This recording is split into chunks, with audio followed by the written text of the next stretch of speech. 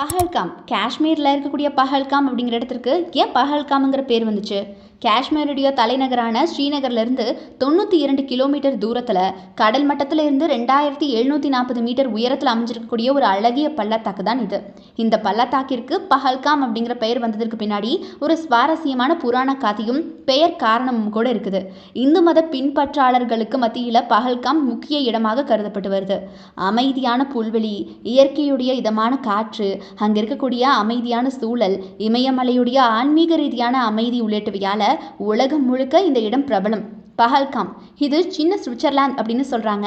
ஆனால் இங்கே நடந்த ஒரு பயங்கர சம்பவம், அதாவது உங்கள் எல்லாருக்குமே கண்டிப்பாக தெரிஞ்சிருக்கும், வருத்தத்திற்குரிய அந்த சம்பவம் காரணமாக இந்த இடத்துல இது பார்த்திங்கன்னா தேசிய அஞ்சலி செலுத்தும் ஒரு இடமாகவே மாறிடுச்சுன்னு சொல்லலாம்.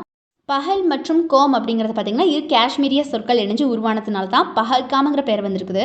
பஹல் அப்படின்னா மெய்ப்பெண் அர்த்தம், கோம் அப்படின்னா கிராமம்னு அர்த்தம். ஸோ இந்த பொருள் தான் படும். மெய்ப்பெண் கிராமம் அப்படிங்கிற பெயர் பொருள் தான் இதுக்கு வரும். ஆனால் பஹல் கோமா இருந்த பெயர் நாளடைவில் அப்படியே நாட்கள் செல்ல செல்ல பஹல்காம் அப்படின்னு மருவி வந்துடுச்சு. ஸோ அந்த பெயருக்கு பொருத்தமானது போலவே பஹல்காமுடைய பள்ளத்தாக்கு புல்வெளிகள் பச்சை பொறுத்து தான் எப்போவுமே காணப்படுமா. புராண கதைகளின் படி பார்த்தீங்கன்னா கடவுளான சிவன் பார்வதிக்கு அழியாமை காட்டுவதற்காக அழைத்துட்டு போகும்போது தன்னுடன் இருக்கும் நந்தியை இங்கே தான் விட்டுட்டு போனாருன்னு சொல்லப்படுது.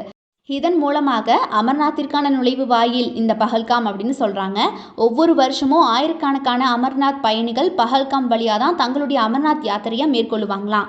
இதில் அவங்க பழம்பெரும் காடுகள், பனிமுகடுகள் உள்ளிட்டவையை கடந்து 48 கிலோமீட்டர் பயணித்து அமர்நாத்தை அடைகிறாங்க. பஹல்காமில் தான் வரலாற்று சிறப்புமிக்க மம்லேஸ்வர் ஆலயமும் இருக்குதுங்க. அதுபோக சிவன் ஆன்மீகம் மட்டும் இல்லாமல் முகலாய மன்னர்களாலேயும் ஆங்கிலேயர்களாலேயும் பெரிதும் அறியப்பட்ட இடம்தான் இந்த பஹல்காம். மன்னர்களும் ஆங்கிலேய அதிகாரிகளும் கோடை காலங்களில் சுட்டெரிக்கும் வெயிலை சமாளிக்கிறதுக்கு பார்த்தீங்கன்னா அந்த வெயிலிருந்து தப்பிக்கிறதுக்காக இந்த பஹல்காமை தான் பயன்படுத்துகிறாங்க அப்படின்னு சொல்லப்படுது. இது போக பாலிவுட் பஹல்காமை பெரிதும் கொண்டாடிச்சு அப்படின்னு சொல்லலாம். பஹல்காமில் பல படங்கள் எடுத்தாங்க.